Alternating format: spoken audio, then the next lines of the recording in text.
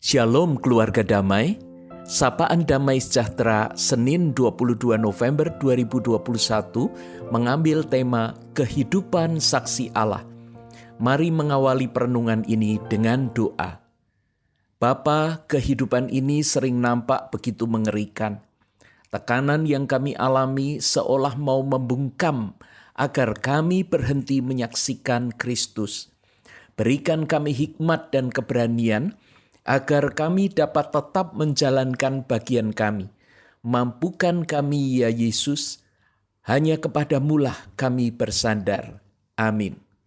Sobat Samas dan keluarga damai, bacaan hari ini diambil dari Wahyu 11 ayat 1-14. Saya akan membacakan ayat 1-7 dan 12. Demikian firman Tuhan.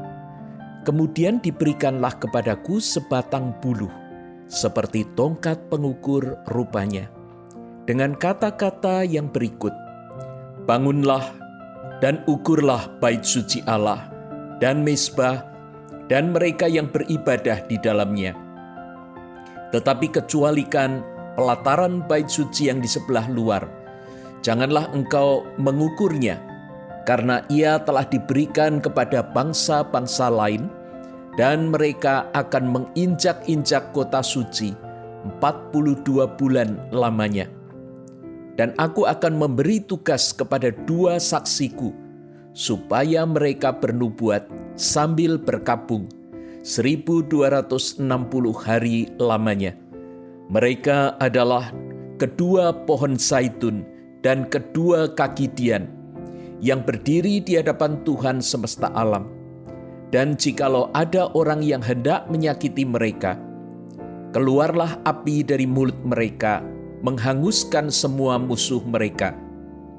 Dan jikalau ada orang yang hendak menyakiti mereka, maka orang itu harus mati secara itu.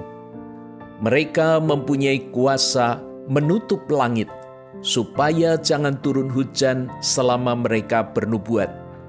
Dan mereka mempunyai kuasa atas segala air untuk mengubahnya menjadi darah, dan untuk memukul bumi dengan segala jenis malapetaka setiap kali mereka menghendakinya.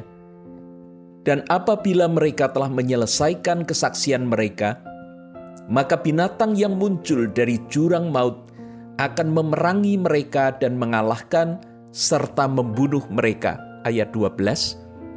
Dan orang-orang itu mendengar suatu suara yang nyaring dari sorga berkata kepada mereka, naiklah kemari. Lalu naiklah mereka ke langit, diselubungi awan, disaksikan oleh musuh-musuh mereka. Sobat Samas dan keluarga damai, bacaan hari ini mencatat perintah yang diberikan kepada Yohanes untuk mengukur bait suci Allah, mezbah, dan mereka yang beribadah di dalamnya.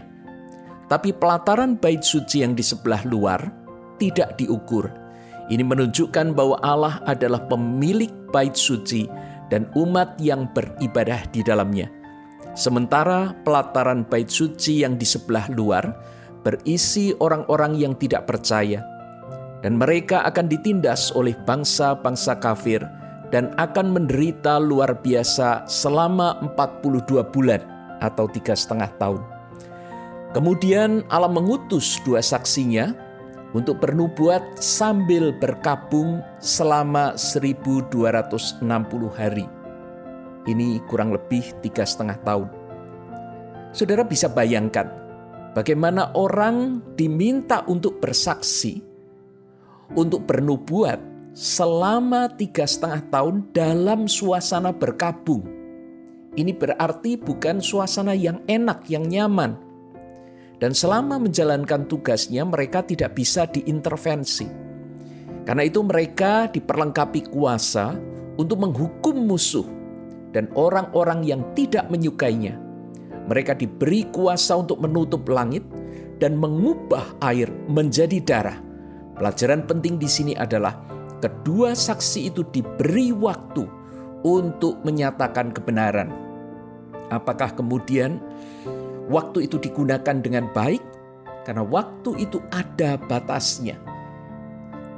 Sobat Samas dan keluarga damai, setelah kedua saksi itu menyelesaikan kesaksian dan pelayanan mereka, maka mereka akan mati dibunuh.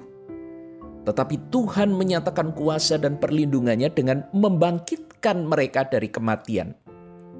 Ini para saksi. Mereka akan dibunuh, tetapi kemudian mereka akan dibangkitkan. Di sisi lain, mereka yang tidak percaya kepada kesaksiannya, itu mereka justru akan mati karena hukuman Allah.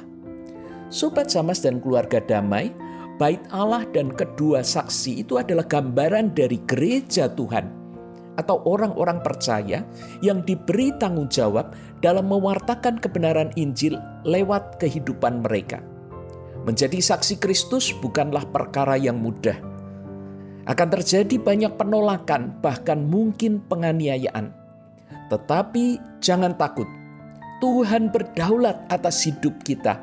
Ia akan melindungi dan memelihara kita sampai kita menyelesaikan tugas kita.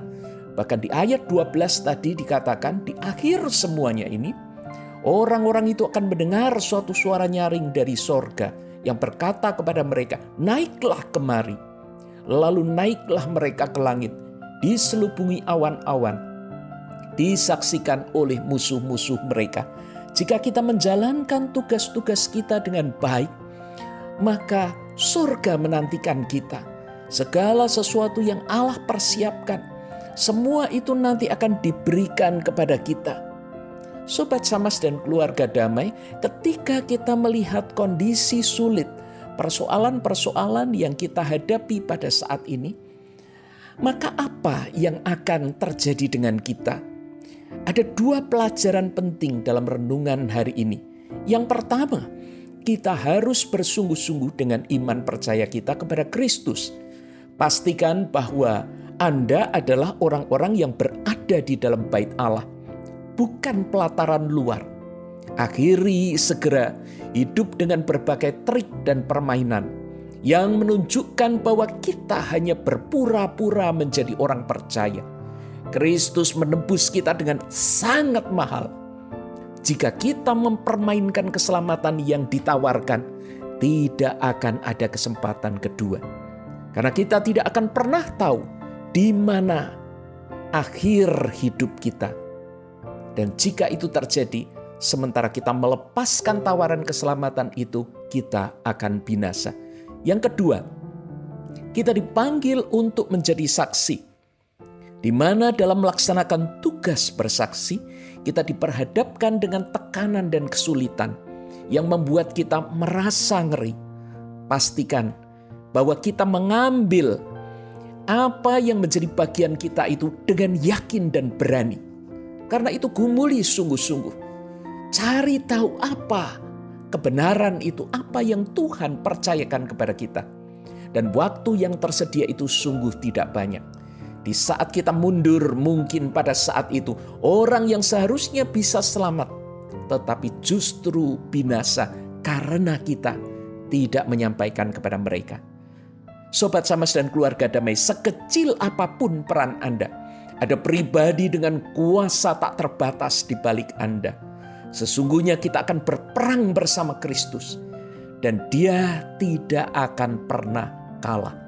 Karena itu mari mengerjakan bagian kita sekarang, atau tidak sama sekali. Saya mau berdoa bagi kita semua. Tuhan, dalam gentar dan ngeri kami memohon. Kami tidak ingin menjadi pengecut yang hidup hanya untuk nikmat dan berkat. Sesungguhnya Engkau juga meletakkan kami di garis depan, agar kami berperang dengan iman dan memenangkan jiwa-jiwa yang Kau titipkan bagi kami. Karena itu biarlah bersama dengan Kristus kami maju terus, sehingga kami tidak akan pernah mundur. Hanya di dalam nama-Mu kami berdoa. Amin.